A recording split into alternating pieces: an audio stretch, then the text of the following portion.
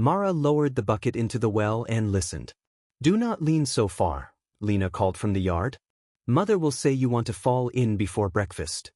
Mara pulled the bucket up and smiled faintly. "If I fall, you will carry the water. I will spill half of it. You spill half of everything." Lena laughed and shook a wet shirt before placing it over the line. Morning light touched the roofs through clouds. Their mother kept the oil lamp burning beside the kitchen window even though the sun had risen. Helena looked toward the flame and said, "Clouds make the house nervous." "The house is wood," Mara said, carrying the bucket inside. "It does not feel fear. It does when armies cross borders." Lena stopped folding cloth. "Old Petter says soldiers are still 2 provinces away." "Old Petter says many things," Helena replied. "He also says his goat understands prayer." Mara set the bucket down and watched her mother trim the lamp wick carefully. Helena's hand stayed steady, but her eyes moved often toward the road beyond the yard. A bicycle bell rang outside. Tomas leaned at the gate, hair untidy. Is the serious one awake, or did war finally frighten her into hiding? Mara stepped outside with the empty pail. "You came only to insult people before breakfast?" "I came because your mother promised bread yesterday." Helena appeared at the door holding 2 slices wrapped in cloth. "I promised bread because your mother traded flour." Tomas accepted it with a grin. "Then I came for trade, not kindness." Lena whispered. He still came to see Mara. Tomas heard it and pointed at her. "At least one person here tells the truth." Mara turned away before he could see the color in her face. Tomas walked beside her toward the square while Lena stayed near Helena. He pushed the bicycle slowly and asked, "Did you hear trucks last night?" "Only thunder." "It was not thunder." She looked at him. "Then why are you smiling?" "Because if trucks come, I still have a bicycle. It is faster than fear." "That is foolish. That is why you like me." She gave him no answer, but her silence felt softer than refusal. In the square, old men stood near the well, speaking softly. One folded a torn newspaper. "They crossed another bridge," old Petter said. "My nephew saw smoke near the rail line." Another man answered, "Smoke travels farther than truth." Tomas leaned toward Mara. "If they come, I will hide my bicycle before they steal it." "You should hide yourself first." "Would you miss me?" She looked toward the church tower. "Someone must repair your foolish wheel when it breaks." The blacksmith hammer sounded from Tomas's father's shop across the square. Usually ordinary, it sounded impatient. By afternoon the village returned to chores. Mara scrubbed potatoes while Lena hummed near the doorway. Helena sorted dried beans and suddenly said, "Bring me the lower drawer." Mara opened the old cabinet and found a photograph beneath folded cloth. Her father stood there in uniform from another war, young and stern, one hand on a cap he never brought home. Helena took the photograph and touched the corner gently. He believed uniforms ended arguments. He believed many things, Mara said. He believed courage should speak last. Lena came closer. "Why keep it hidden?" "Because memories become louder during war," Helena answered. Evening arrived early beneath the clouds. Tomas returned the borrowed flour bowl and stood by the door longer than necessary. He looked at Mara and asked, "Will you come tomorrow to the smithy? My father needs another pair of hands." "If Mother agrees."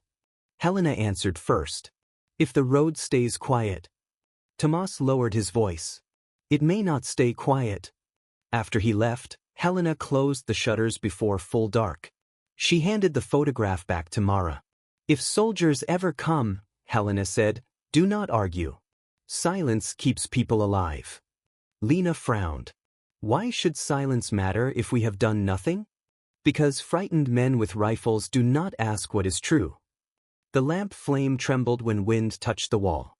Near midnight, Mara lay awake listening to Lena breathe beside her. Then a sound rose beyond the fields, distant, heavy, mechanical. "Engines." Lena lifted her head. Was that thunder? Mara sat up slowly and stared toward the black window. "No," she whispered. "Stay quiet." Helena was already awake in the next room, and no one in the house moved again. At dawn the engines stopped outside the village like metal beasts holding their breath. Lena gripped Mara's sleeve. They came back. They never left, Helena said, already tying her scarf with trembling fingers. Stay beside me. Do not speak unless spoken to. A fist struck the front door before Mara reached it. Square, a voice shouted in rough accented language. All villagers now. Helena opened the door. Soldiers stood in mud, rifles ready, boots dark with wet earth. Behind them, 2 trucks blocked the road. A tall officer stepped down from the first vehicle, gloves black, coat buttoned high. Old Petter was already being pushed toward the square. We are coming, he protested. There is no need for rifles. One soldier shoved him harder. Mara pulled Lena close as they joined the line moving between houses. Tomas appeared from the smithy with blood on one sleeve from unfinished work. He whispered, "Stay near me." Helena answered before Mara could speak. "Stay near your own father. My father cannot help them if they choose names." The square filled quickly. Chickens scattered beneath boots. No church bell rang. Captain Eric Voss removed one glove and nodded toward a thin local interpreter. The interpreter swallowed and read from a paper. By military order, all residents will remain present until registration is complete. Resistance will be punished. A child cried near the bakery. Captain Voss looked at the sound and said something short. The interpreter translated immediately. Silence. The crying stopped because the mother covered the child's mouth with both hands. Voss walked slowly before the villagers, studying faces as though counting tools. Young women, he said in German. The interpreter hesitated, then raised his voice. Girls and unmarried women between 15 and 25 stepped forward. No one moved. A rifle bolt clicked. Helena placed one arm before Mara and Lena. They are children. They are not children, Voss said before translation came. The interpreter repeated it, weaker than the officer's tone. Mara felt Lena shaking. Do not leave my hand, she whispered. Tomas stepped half a pace forward. They work here. The harvest is not finished. A soldier struck him across the face with a rifle, but before the interpreter finished translating. Tomas fell to one knee, blood at his lip. Lena gasped. Tomas. Quiet, Mara whispered, though her own heart hammered painfully. Helena lifted her chin. He spoke without insult. Voss turned toward her. And yet he spoke. The interpreter translated with lowered eyes. Forward, Voss ordered. Mara moved because Helena's hands suddenly tightened, then released. Lena followed, nearly stumbling in the mud. 3 other girls joined them from nearby houses, Eva from the mill, Sophia from the tailor's yard, and Marta, the baker's daughter. A soldier wrote names. Name, he demanded. Mara Helena Kovac. Age. 18. Lena answered next in a voice barely audible. Sophia forgot her own age and had to repeat it. Daniel Kraus stood near the writing table, younger than the others, helmet tilted low. He kept staring at the paper instead of their faces. When Marta began crying, Voss said, "If she cries again, remove her." The interpreter's voice cracked while repeating it. Helena stepped forward suddenly. Labor for what? A rifle but hit her shoulder and drove her down. Mara moved instinctively, but Daniel lifted one hand toward the nearest soldier. Enough, he said quietly in German. Voss noticed. Corporal, hold your position. Daniel obeyed at once, jaw tight. Mara knelt beside Helena. Can you stand? I can stand, Helena whispered through pain. You do not kneel for me now. Tomas wiped blood from his mouth and looked at Mara with helpless anger. Say nothing. Whatever happens, say nothing. Voss signaled toward the trucks. Not today, he told the interpreter. The words spread through the square before translation arrived. Registered women remain available for labor assignment. 3 workers required before sunset. The villagers began breathing again, but only a little. By afternoon, soldiers searched houses street by street. Every opened door sounded like a sentence being read aloud. Near sunset, Marta was taken first. Her mother clung to the truck until a guard tore her away. Eva was called second. She looked at Mara and said, "Tomorrow they return." No one answered. The third name was from another lane, a girl Mara barely knew, and her father shouted until two soldiers pinned him against a cart. Daniel climbed onto the rear step of the truck and still did not look directly at the prisoners. As the engine started, Lena leaned against Mara and whispered, "They cannot take us too, can they?" Mara watched Captain Voss fold the paper and place it inside his coat. No one answered because the truck drowned every word before night arrived. Above them, dark birds crossed silently, and nobody dared count. Before sunrise, the church bell rang once and stopped. "That is not prayer," Helena said, tying Lena's collar. "That is an order." Outside, boots moved through wet ground. A soldier shouted from the road, "Registered names to the church." "Now." Lena held Mara's arm. "Maybe they only count again." "They counted yesterday," Mara said.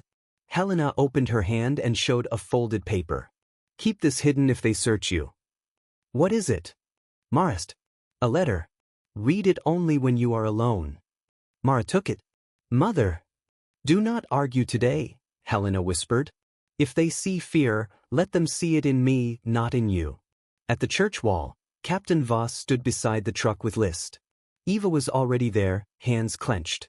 Sophia stood near the stone steps, pale and silent. Tomas appeared from the lane, bruised. "I spoke with the blacksmith in the next village. He says labor camps near the forest need workers." Eva turned sharply. "Workers? Or prisoners?" Tomas had no answer. Captain Voss looked at the interpreter. "Read." The interpreter unfolded the paper. Mara Helena Kovac. Lena Kovac. Eva Petrov. Sophia Marin. Helena stepped forward before the names finished. "The younger one is 15. Voss answered before translation. "Then she can carry less weight." The nearest soldier pulled Lena toward the truck. Lena stumbled and cried out, "Mara!" "I am here," Mara said, climbing after her before being ordered. Helena reached the side panel and pressed the folded letter into Mara's palm. "Do not lose this."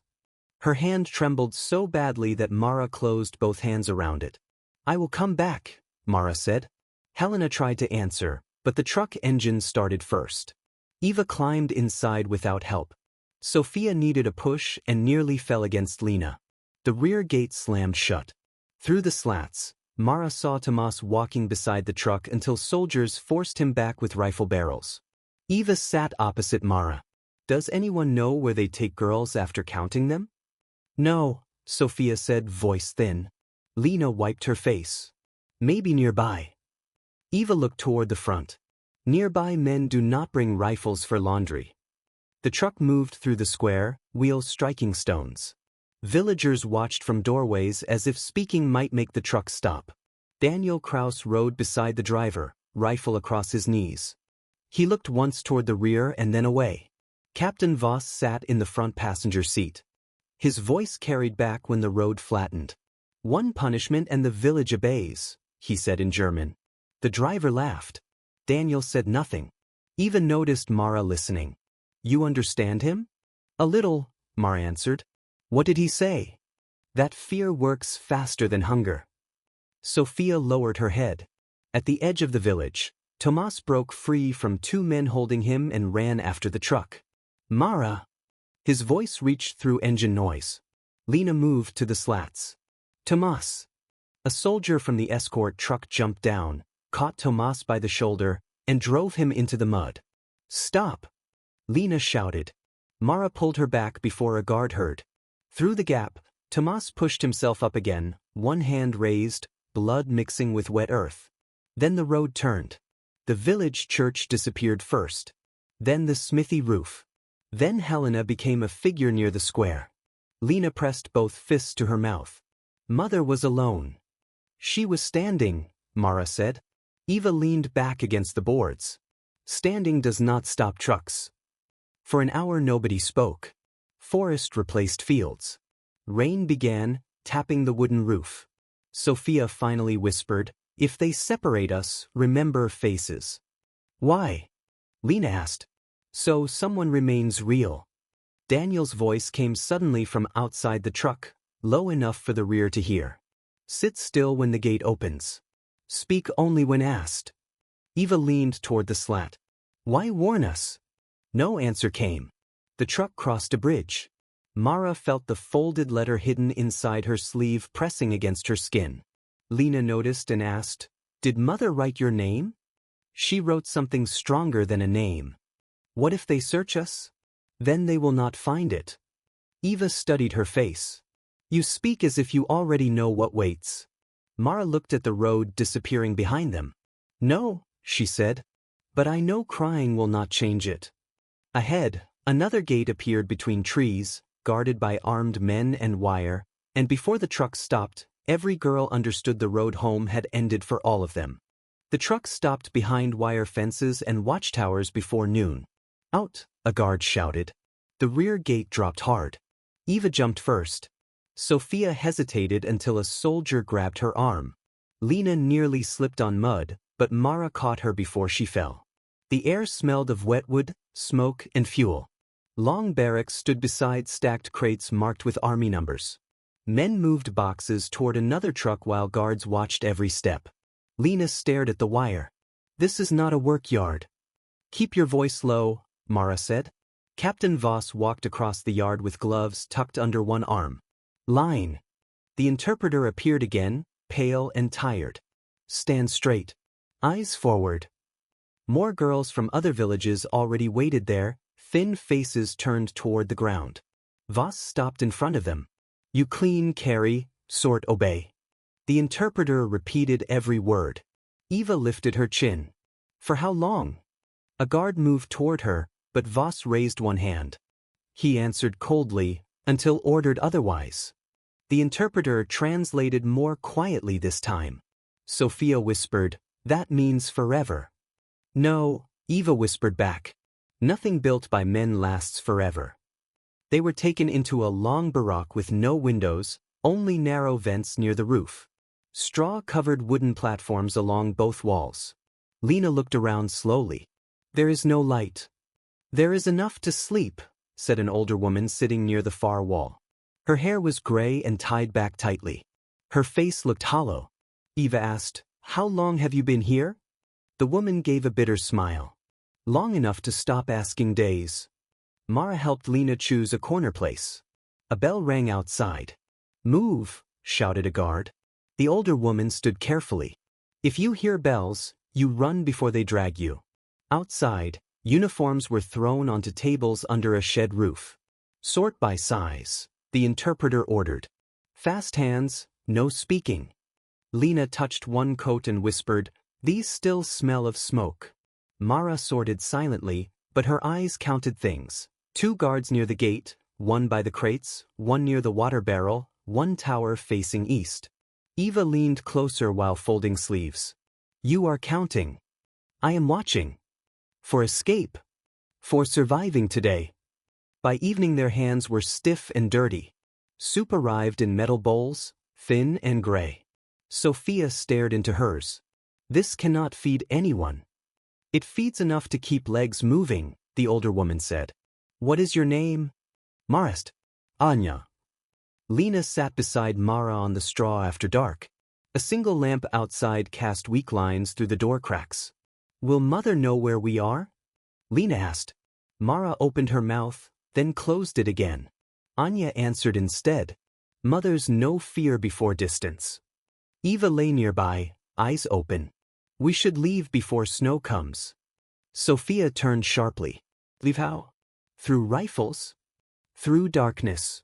There are towers. There are always towers. Sophia shook her head. And dogs and trucks, and men who shoot before asking names. Eva looked at Mara. What do you think? Mara touched the hidden letter still inside her dress seam.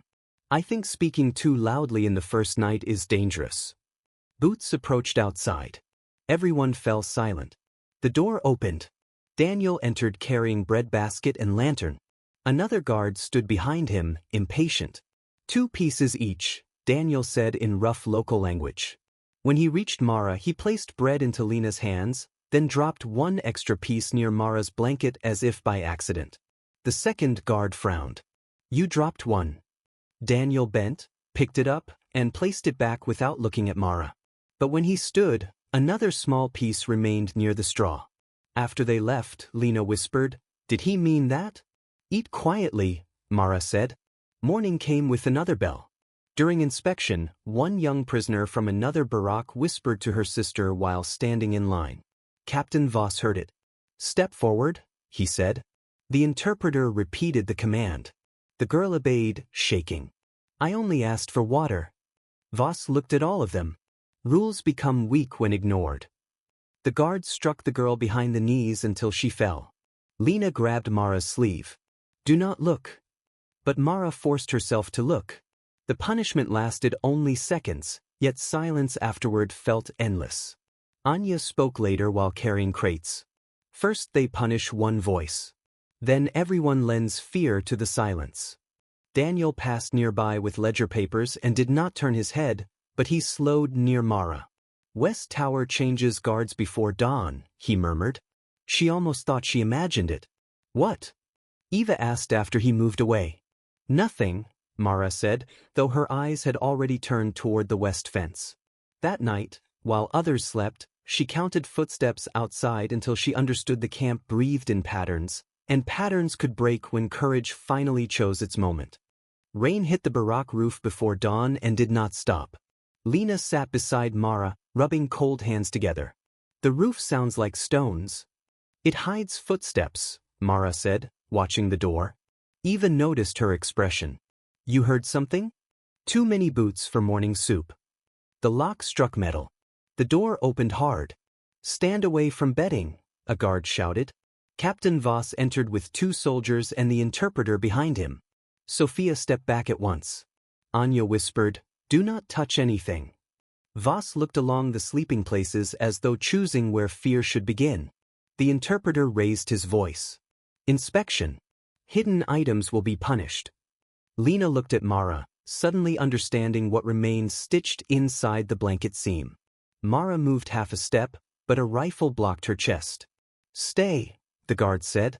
Voss stopped beside Mara's bedding and pressed his gloved hand into the straw. His fingers found the folded paper almost immediately. "No," Mara said before she could stop herself. He opened the letters slowly. Helena's handwriting looked fragile even from where Mara stood. "Please," Mara said, voice lower now. "It is only family writing." The interpreter hesitated before translating. Voss read silently, then smiled without warmth. "Family writing survives nowhere." He handed the letter to the interpreter. The interpreter read unwillingly, "Come home alive. Your father waited for courage until his last breath." Lena covered her mouth. Eva whispered, "Do not move." Mara stepped forward anyway. "Give it back." The nearest guard caught her arm. Voss took a match from his pocket and lit it against the bed frame. "Please," Mara said again, the word breaking this time. He touched flame to the corner of the letter. Paper curled black immediately. Lena cried out, "Stop." A guard struck her across the face before the flame finished climbing. She fell against the straw. Mouth closed, the guard snapped. Mara lunged toward Lena, but Voss dropped the burning letter onto the floorboards and crushed it beneath his boot until only ash remained. "Attachments create weakness," he said. The interpreter translated, almost whispering. Anya stared at the floor. Sophia trembled openly. Voss looked at Mara one last time. Next hidden item becomes punishment, not ash. After he left, the barack stayed silent long after the door shut. Lena touched her cheek and asked, "Did Mother know he would burn it?" Mara knelt by the black ash and gathered it carefully into her palm. She knew words can still survive after paper. Eva sat beside her. "He searched your bed first. He wanted a reason. He found one." Sophia looked toward the door. "He always finds one." By evening the rain had stopped, but cold entered through the roof seams. During soup line, Eva returned late and sat near Mara. "I heard officers near the storage shed," she said quietly. "What officers?" "Marist. Voss and 2 drivers. They spoke about transfer." Lena looked up. "Transfer where?" "Deeper inland. Another camp. Farther from villages." Anya closed her eyes. "That road usually goes one direction only." "How long?" Marist. Soon. Maybe days. Sophia shook her head. Maybe you heard wrong. Eva leaned closer. I know numbers in their language. 3 trucks. More names. Darkness settled early. Footsteps crossed outside at regular distance. Mara still stared at the ash gathered in cloth. The door opened slightly. Daniel stood there during evening round, lantern low. The other guard had already moved ahead. His voice barely entered the room. Do not break tonight. He wants that. Mara lifted her eyes. Why tell me that? Because broken people stop thinking. Why should you care? He looked toward the corridor before answering. Because some orders should shame men. Then he closed the door. Lena whispered, Can he be trusted? No uniform should be trusted, Sophia said. Eva disagreed immediately. A warning is worth more than silence. A warning is also bait. Anya turned on the straw. You argue like time belongs to you. Eva faced Mara again. If we wait, we disappear forever. The words settled heavily in the dark. Lena pressed closer to her sister. What can 4 girls do against rifles? Mara opened the cloth in her hand and watched black ash stain her fingers. The letter no longer existed, but Helena's words still did. She closed her hands slowly. Then we stop waiting, she said. Outside, the West Tower bell sounded once, and for the first time the camp no longer felt impossible, only dangerous enough to deserve a plan. Morning fog covered the yard so heavily that even the watchtower looked unfinished. Mara carried wet uniforms toward the laundry shed while Lena stayed behind sorting torn sleeves. Eva moved beside her and whispered, West Tower changed late today. I counted, Mara answered. Sophia followed with folded cloth. Counting guards does not open fences. Neither does fear, Eva replied. Near the laundry doorway, Daniel passed carrying ledger papers. He did not slow, did not speak, but something metallic slipped from his hand and landed beside the wall. A key. He kept walking. Sophia saw it first. Leave it. Eva bent quickly and covered it with cloth. Or use it. Mara picked it up only after Daniel disappeared behind the fuel shed. It fits something important, Eva said. It also fits a trap, Sophia answered. Mara hid it inside her sleeve. Nothing left in open mud is accidental. At noon, Captain Voss inspected crate lines and shouted at 2 drivers until one nearly dropped a box. The interpreter stood nearby, translating every command with tired precision. Anya leaned close while sorting blankets. The young soldier dropped that key for you? You saw. Old eyes still work. Why tell me? Because walls have ears, and one woman in Barak 3 sells whispers for bread. Mara looked toward the far Barak. Who? Anya shook her head. Names become dangerous before proof. That evening, rain threatened again but never fell. The women returned to barracks slower than usual because one patrol route remained delayed. No guard crossed the laundry yard for nearly 5 full minutes. Eva noticed first. That path is empty. Mara tested the key in the laundry side door. It turned. Inside stood stacked soap crates, rope, broken buckets, and a second locked cabinet. Sophia remained at the door. This is madness. Eva searched shelves quickly. Madness with hinges. Lena touched a coil of cord. Can we take this? Not yet, Mara said. Boots sounded far away, then faded again. Daniel's delay was deliberate. She understood it now. They left before patrol returned, but Mara remembered every shelf. At supper, Sophia spoke low and hard. A uniform is still a uniform. Eva tore bread in half.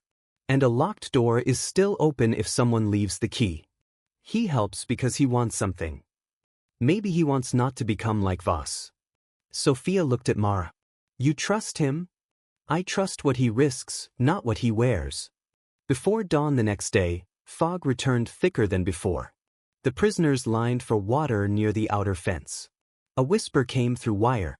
Mara. She froze. The voice came again, lower. Mara. Tomas crouched beyond the fence line beneath brush, face dirty, cap gone, one cheek bruised. Lena nearly cried out, but Mara caught her hand. Tomas. He smiled weakly. You still sound surprised when hearing good news. How did you get here? Mara whispered. Followed supply tracks through the forest. 2 nights. Eva shifted closer, shielding them from tower view. Tomas pushed fingers through the lower wire. 3 nights. I return with tools. You cannot come back here, Mara said. They patrol dogs after dark. I counted dogs before sunrise. 2 on east side. None west after midnight. Sophia stepped forward. You counted too much for one man. I had help from men who dislike uniforms. A whistle sounded near the yard. Tomas lowered himself fast. 3 nights. Be ready. He vanished into fog before another word. Lena stared at the empty brush. He came. Eva exhaled slowly. Then the world still remembers us. Back inside, Anya caught Mara's sleeve. You spoke at the fence. Mara stiffened. You heard? Enough to fear for you. Will you tell someone? Anya looked toward Barack 3. I will not. But others trade names for warmer soup. Who listens? Women who forgot shame before hunger. Night came colder. Daniel passed during final count and did not look toward Mara, but he paused one breath too long near the laundry path. A warning hidden inside stillness. Later, while others lay down, Sophia whispered, Trust breaks faster than wire. Eva answered, Then we move before someone sells us. Lena turned toward Mara. 3 nights means hope, does it not? Mara held the key beneath her blanket and listened to tower steps beyond the wall. It means we cannot fail once, she said. Outside, a dog barked from the east fence, and every sound afterward felt like someone already listening. The morning bell rang earlier than usual, before the fog had lifted. Prisoners lined beside the supply shed while guards counted twice instead of once. Captain Voss stood near the office door, reading from a short paper. When he lifted his head, his eyes stopped on Sophia. Oh, he said. The interpreter did not need paper this time. Office. Now. Sophia looked at Mara first, then Eva. I did nothing, she whispered. No one said you did, Eva answered, though suspicion already sharpened her voice. A guard led Sophia across the yard. The office door closed behind her. Lena tightened her grip on a bundle of uniforms. Why her? Because fear chooses quiet people first, Anya murmured from behind them. Eva stared at the office window. Or because quiet people hear too much. Inside, voices rose once, then stopped. 10 minutes passed. Then 15. Mara kept folding sleeves, but every sound from the office reached her nerves before her ears. When Sophia finally came out, her face looked drained of color. A guard returned her to the line without a word. Eva waited until noon break, then cornered her behind the wash barrels. What did he ask? Sophia looked away. Nothing important. That is not true. He asked names from other villages. Eva stepped closer. And what did you answer? Nothing. You were inside too long for nothing. Mara arrived before the argument rose louder. Stop. Eva pointed at Sophia. She comes back pale and says nothing happened. Sophia's voice broke. Because saying it changes nothing. Or protects someone. Lena approached carefully. Please, not here. A whistle cut across the yard. They separated at once. By evening, the rear gate had 2 extra guards. Eva noticed before anyone spoke. Yesterday 1. Today 3. Sophia went still. Anya whispered, that gate has not held 3 guards in weeks. Mara watched tower movement too. West patrol shortened. East patrol doubled. Someone had spoken, or Voss believed someone had. At supper, Sophia barely touched her bowl. Eva leaned across the table. Tell her now. Tell what? Lena asked. The truth, Eva said. Sophia stood suddenly and walked to the barack corner. Later, after final count, Mara followed her. The others pretended sleep. Moonlight entered through roof cracks just enough to show Sophia's shaking hands. What happened inside? Mara asked quietly. Sophia kept staring at the wall. If you know something, speak now, Mara said. Silence can kill faster than words. Sophia pressed both hands over her face. He asked who watches the towers. Mara waited. He asked who talks after dark. He asked why the laundry door opened yesterday. Did you answer? I told him nothing useful. Then why the extra guards? Sophia looked up, tears already falling. Because he already suspected. Mara lowered her voice further. What did he use against you? At first Sophia said nothing. Then she whispered, he called Lena's name. Across the room, Lena slept curled beneath blanket, unaware. He said 1 bullet costs less than 1 lie, Sophia said, barely breathing the words. He said if I protected anyone he would choose the younger sister first because fear spreads better when family watches. Mara felt her chest tighten. What did you tell him? I said girls complain at night. I said Eva hates soup. I said nothing about Tomas, nothing about keys, nothing about West Tower. Her voice cracked fully now. But he watched my face each time he guessed. Eva had been listening from nearby darkness. She stepped closer. You should have told us immediately.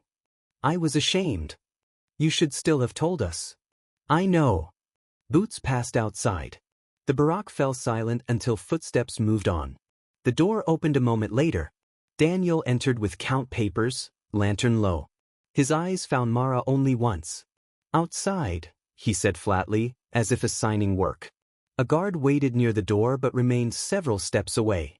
At the water barrel Daniel spoke without turning his head. Transfer at dawn in 2 days. Mara kept filling the bucket. How many? 3 trucks. Names chosen? Not yet. Why warn me again? Because after that, he said quietly, there will be no second chance. The guard called from behind, finished? Daniel took the bucket from her and answered loudly, yes. Back inside, Mara sat beside Lena until the lantern outside dimmed. Eva whispered, 2 days means tomorrow night. Sophia wiped her eyes. If they search again, we are finished. Anya spoke from her blanket. Then fail only after trying. Lena stirred awake. Why is everyone whispering? Mara touched her hair gently. Because tomorrow must hear us clearly. Are we leaving? Mara looked toward the roof, toward darkness, toward the place where fear had ruled too long. She thought of Ash on her fingers, Helena at the truck, Tomas in the fog, Daniel looking away whenever kindness became dangerous. Fear had already taken too much. Yes, she whispered. Tomorrow night we leave. The morning bell rang earlier than usual, before the fog had lifted.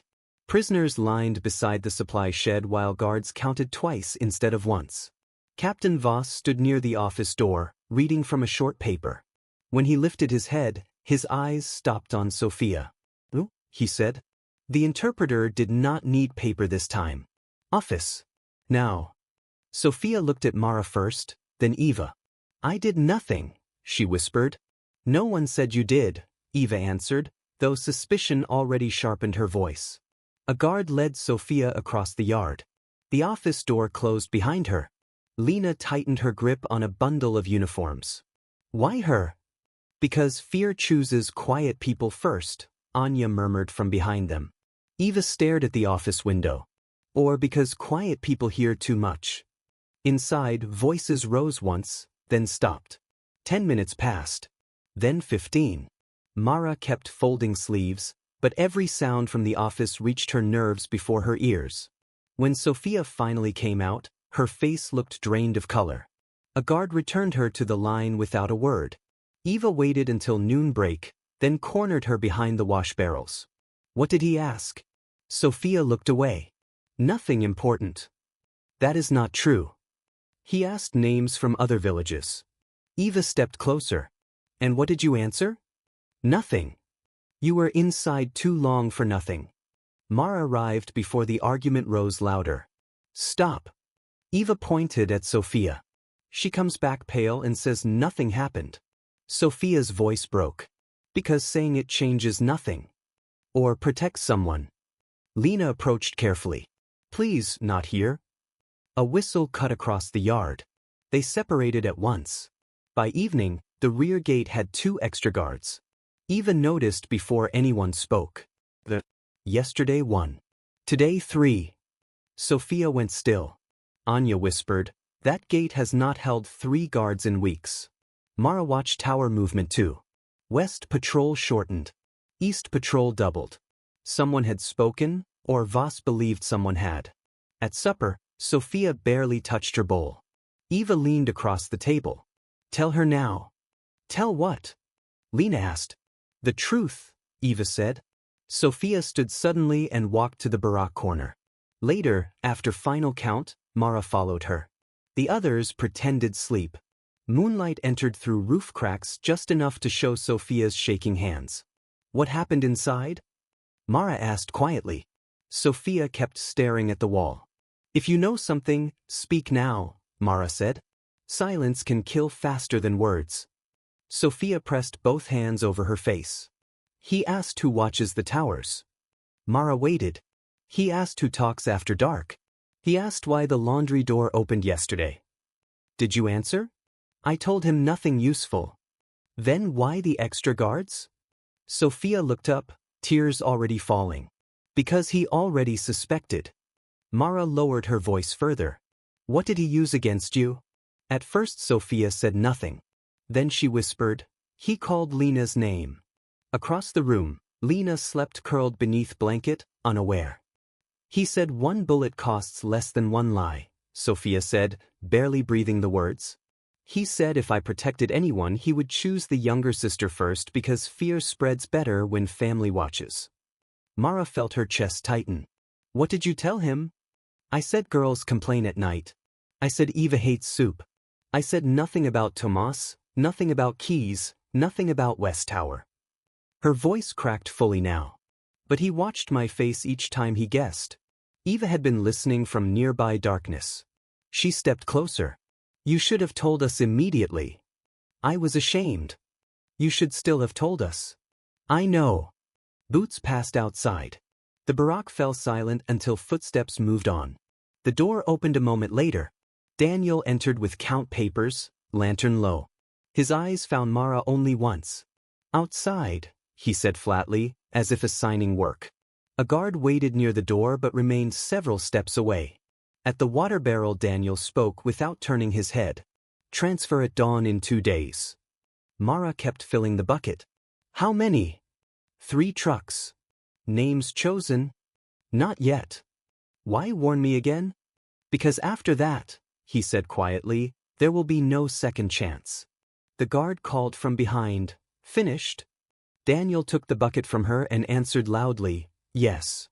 Back inside, Mara sat beside Lena until the lantern outside dimmed. Eva whispered, 2 days means tomorrow night." Sophia wiped her eyes. "If they search again, we are finished." Anya spoke from her blanket. "Then fail only after trying." Lena stirred awake. "Why is everyone whispering?" Mara touched her hair gently. "Because tomorrow must hear us clearly." "Are we leaving?" Mara looked toward the roof, toward darkness, toward the place where fear had ruled too long. She thought of Ash on her fingers, Helena at the truck, Tomas in the fog, Daniel looking away whenever kindness became dangerous. Fear had already taken too much. "Yes," she whispered. "Tomorrow night we leave." Rain began after midnight, soft at first, then hard enough to drown smaller sounds. Mara opened her eyes before the bell and whispered, "Now." Eva sat up instantly. Sophia hesitated only 1 breath longer. Lena pushed blanket aside with shaking hands. Anya remained on her straw bed, watching them. "You still have time to stop," she said quietly. "We lost that yesterday," Mara answered. Anya nodded once. "Then run before regret wakes." Mara slipped the key from her sleeve and moved to the barack door. Outside, tower lights swept slowly across the mud. When it passed, Eva eased the door open. Rain covered the sound. They crossed low beside the wall and reached the laundry shed. Lena whispered, "I cannot feel my fingers." "You only need your feet," Eva said. The key turned in the side lock. Inside, darkness smelled of soap and wet wood.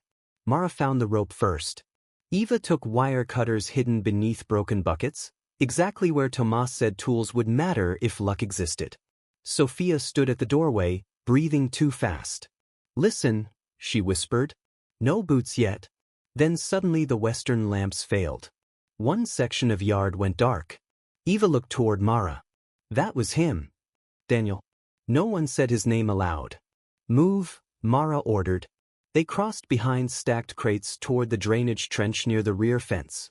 Rain ran through mud channels around their boots. A whisper rose from beyond the wire. Here. Tomas lay flat outside the trench, shoulders soaked, hands already cutting lower wire. You came, Lena breathed. I said 3 nights. The fence groaned softly. Then a voice shouted from behind them. Stop!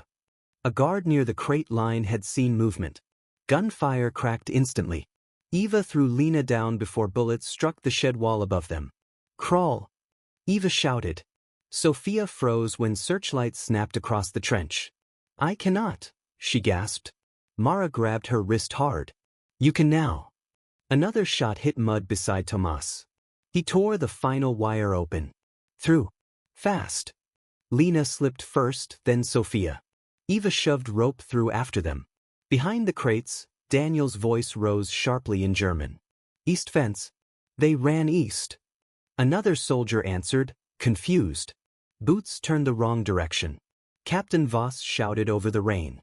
Who ordered east? Daniel answered louder. Tracks there. Mara heard suspicion already forming in Voss's silence. She crawled through last and dropped beside Tomas into cold trench water. Forest, Tomas said. No road.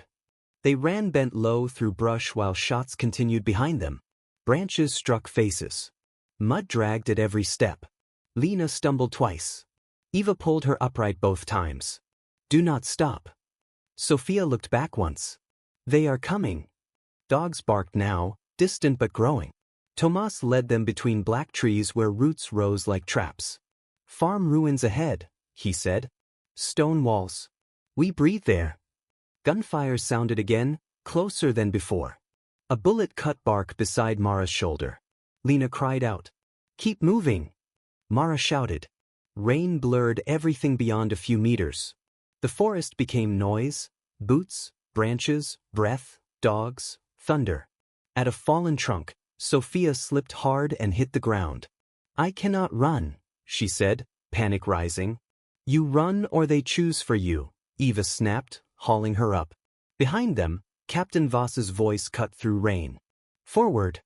He was closer than Mara expected. Tomas reached broken stone walls hidden under vines. Inside. The old farm ruin had no roof, only half walls and shattered doorway. They crouched behind stone while Tomas listened. Daniel appeared from the trees alone, soaked and breathing hard. Lena recoiled. Why are you here? Because Voss saw through the lie faster than I hoped.